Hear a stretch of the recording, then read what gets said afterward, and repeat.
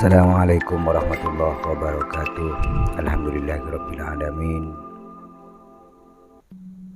Wassalatu wassalamu ala man la nabiyya ba'dah wa ala alihi wa ashabihi ajmain. Wa ba'du. Sahabat-sahabat YouTube yang saya hormati, alhamdulillah kita bisa berjumpa lagi. Semoga kita semua dalam ridho Allah Subhanahu wa ta'ala. Pada video kali ini, insya Allah saya akan membagikan sebuah faidah tentang fadilah, khasiat, keagungan daripada suratul Fatihah sebagai media penyembuh bagi kita semua, atau sebagai media penyembuh bagi orang lain. Semoga dengan dibagikan faidah ini menjadi manfaat dan barokah bagi kita semua. Amin, Allahumma amin.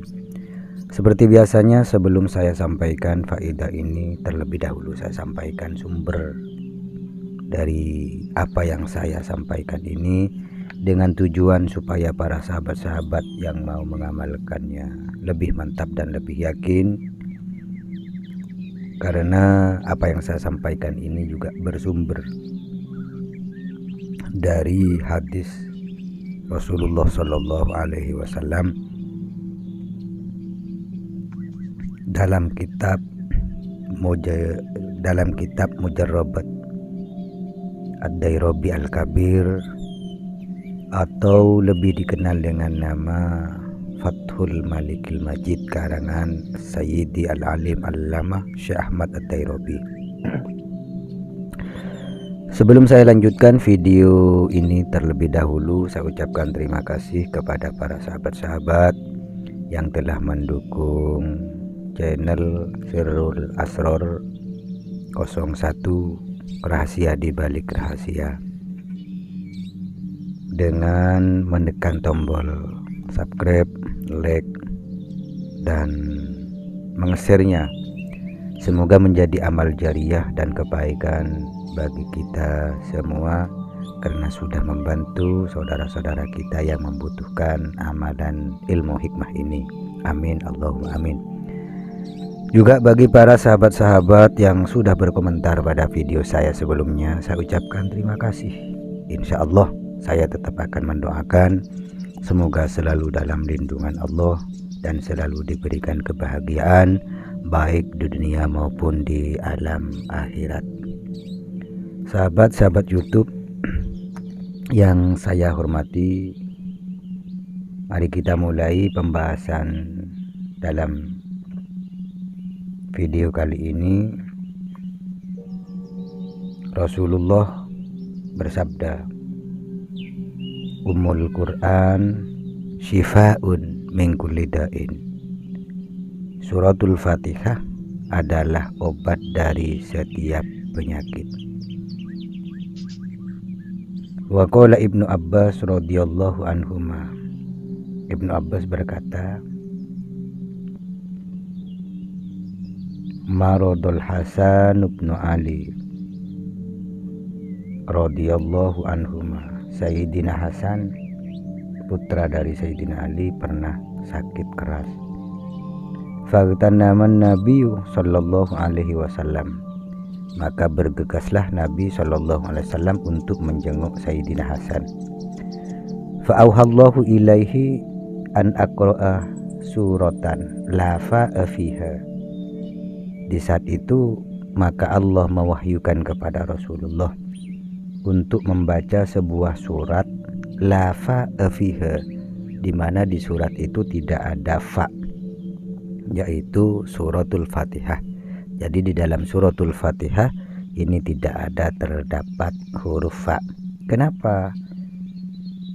Fa innal fa'ah minal afat, karena fa itu dari afat, dari penyakit, dari bencana, pengertiannya seperti itu. Dibaca di mana suratul Fatihah? Ala ina in fihi ma'un. Dibaca di wadah yang wadahnya tadi berisi air sebanyak arba'ina marratan, sebanyak 40 kali. Baru setelah itu air tadi ditiup sebagai bentuk penyatuan antara fadilah dengan airnya. Kemudian yang dilakukan oleh Rasulullah, agsala bihi yadaihi wa rijlaihi. Kemudian Rasulullah membasuh kedua tangannya Sayyidina Hasan, wa rijlaihi, dan kedua kakinya, wa wajhuhu wa ra'suhu, wa wajhahu wa ra'sahu. Kemudian ke wajahnya dan membasahi juga kepalanya. Wa ma dhahar wa ma baton, bahkan hampir semua anggota tubuh yang zahir dan yang tidak kelihatan dari min jasadihi, dari jasadnya Sayyidina Hasan atau dari jasadnya Sayyidina Hasan. Fa innallaha ta'ala yashfihi min kulli da'in. Dengan apa yang dilakukan oleh Rasulullah kepada cucunya yaitu Sayyidina Hasan, maka Allah menyembuhkan Sayyidina Hasan dari segala macam penyakit. Ini adalah fadilah yang pertama dalam pembahasan kali ini. Kemudian fadilah yang kedua, wa min khawasiha annaha idza kutibat hurufan muqatti'atan. Termasuk salah satu khasiat daripada suratul Fatihah, karomah daripada suratul Fatihah, annaha idza kutibat, ketika suratul Fatihah ini ditulis hurufan muqatti'atan, dengan huruf terpotong-potong. Contohnya alhamdulillahi. Jadi yang pertama itu adalah alif, lam, ha, mim, dal, lam, ha, itu ditulis secara terpotong-potong, artinya tidak disambung seperti apa yang ada di dalam Al-Quran atau seperti penulisan biasanya. Maka ketika ditulis seperti itu mempunyai beberapa faidah. Wa muhiyat bima intohirin, setelah ditulis kemudian dicampur dengan air yang bersih. Jadi ditulis, kemudian tulisannya tadi ditaruh di dalam piring atau mangkok atau gelas, kemudian dikasih air atau dicampur dengan air supaya tulisannya tadi itu berlebur dengan air. Wa syarrabaha lil maridi, kemudian air tadi diminumkan kepada orang yang sakit. Baro'a biiznillah, maka ketika itu dilakukan dengan izin Allah, maka orang yang sakit akan sembuh.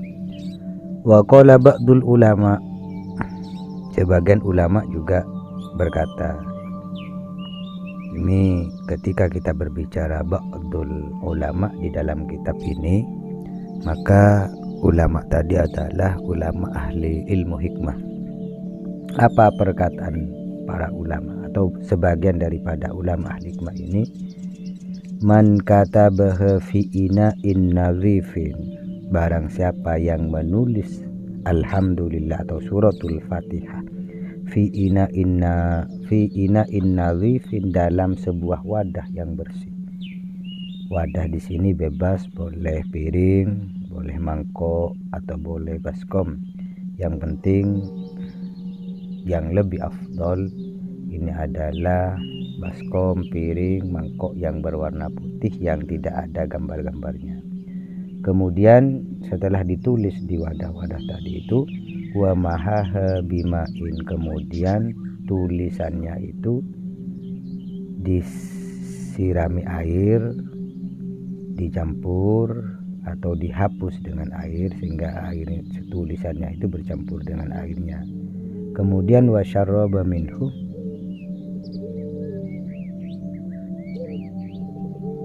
wasyuriba minhu zalah nisyanuhu, kemudian airnya diminumkan. Zalah nisyahu, maka ketika orang zalah nisyanuhu, maka airnya, maka orang yang meminum air yang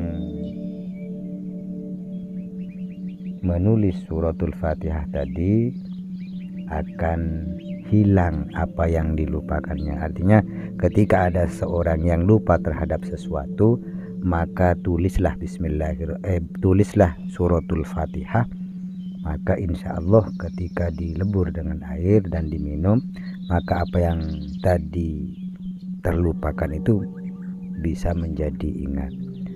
Sahabat-sahabat YouTube yang saya sampaikan, mungkin hanya ini yang bisa saya sampaikan. Mohon maaf bila ada kata-kata yang tidak begitu sempurna, karena pada saat ini keadaan saya masih belum kurang fit, dan mohon doanya semoga saya bisa terus berkreasi. Akhiran, wassalamualaikum warahmatullahi wabarakatuh.